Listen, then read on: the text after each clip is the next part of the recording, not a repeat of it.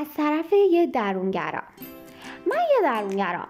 وقتی تو جمع فامیلی یا هر جمع دیگه‌ای باهاتون قرار میگیرم، اگه مشغول صحبت کردن بودید و دیدید من یه گوشه نشستم و هیچ صحبتی هم نمی کنم و فقط شنوندم، تو رو خدا به من اصرار نکنید که حرف بزن. چرا حرف نمیزنی؟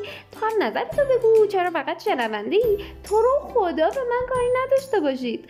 اینا رو که میگید من اذیت میشم و یهویی میبینید جمع میکنم از جمعتون میرم. آخه والا اگه میخواستم که حرف میزدم، اگه نه لال که نیستم. من خوب به حرفاتون گوش میدم، بعد خوب حرفاتون رو تحلیل میکنم، بعد اگه صلاح دونستم نظرمو میگم.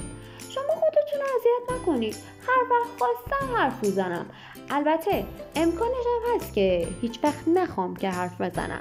آخه من یه درونگرام و دلیلی نمیبینم برای همه چیزی نظر بدم و از گفتگوهای غیر ضروری هم خوشم نمیاد.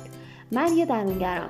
اگه بهت زنگ زدم و حوصله نداشتی جوابمو بدی یا هر چیزی، یه وقت تو رو درواسی قرار نگیری یهو جوابمو بدی، یا تو رو خدا راحت باش جوابمو نده. اتفاقا من خیلی هم خوشحال میشم. اصلا از شما چه پنهون.